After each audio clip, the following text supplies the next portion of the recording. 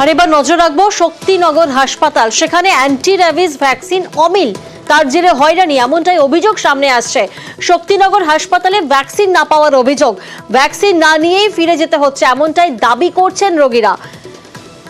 কি অভিযোগ ঠিক সামনে আসছে শোনাবো।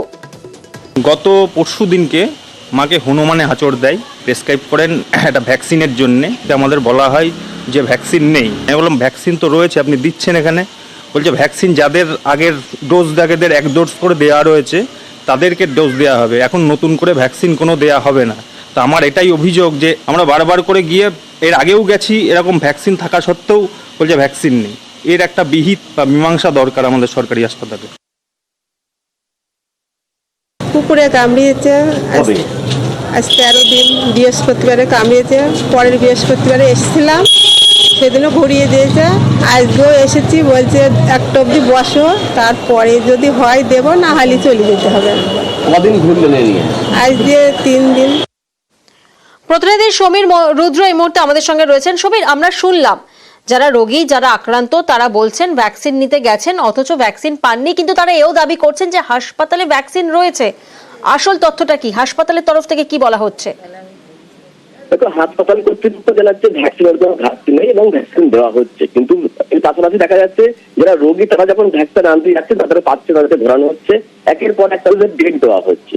তাহলে প্রশ্নটা কোথায়? তাহলে প্রশ্নটা কি উঠছে যে দালাল চক্র কাজ করছে, যে এই ভ্যাকসিন কি বাইরে বিক্রি করা হচ্ছে, বা কিংবা এই রোগীদের কি বাইরে থেকে ভ্যাকসিন কিন্তু বাধ্য করা হচ্ছে, অথবা এই ভ্যাকসিন কোন জায়গায় চালানো করা হচ্ছে, এটা নিয়ে প্রশ্ন উঠছে। কিন্তু হাসপাতালের যে সুপার, তিনি বলছেন সমস্ত রোগীকে ভ্যাকসিন দেওয়ার প্রয়োজন নেই, সেই প্রয়োজন আছে কিনা সেটা দেখার পরে তাকে ভ্যাকসিন দেওয়া হবে, সেই কারণে ওনাকে ঘোরানো হচ্ছে। কিন্তু সমীর, যখন প্রেসক্রিপশনে ডক্টর প্রেসক্রাইব করে দিচ্ছেন অ্যান্টি র্যাবিস ভ্যাকসিনে, তারপরে সুপার কি করে বলতে পারেন যে প্রয়োজন নেই?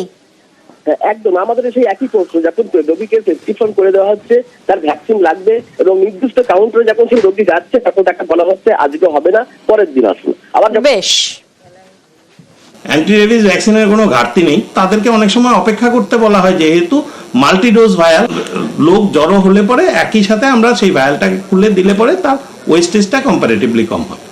এই যে অপেক্ষা করার কারণে কি কোনো সমস্যা তৈরি হতে পারে পেশেন্টের?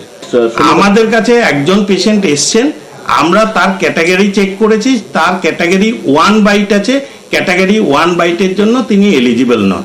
এটা কোনো কারণে মিসকমিউনিকেশন হচ্ছে, সেই মিসকমিউনিকেশনটা হওয়া বাঞ্ছনীয় না। মোটের উপর কোনো ঘাটতি আমাদের নেই। না।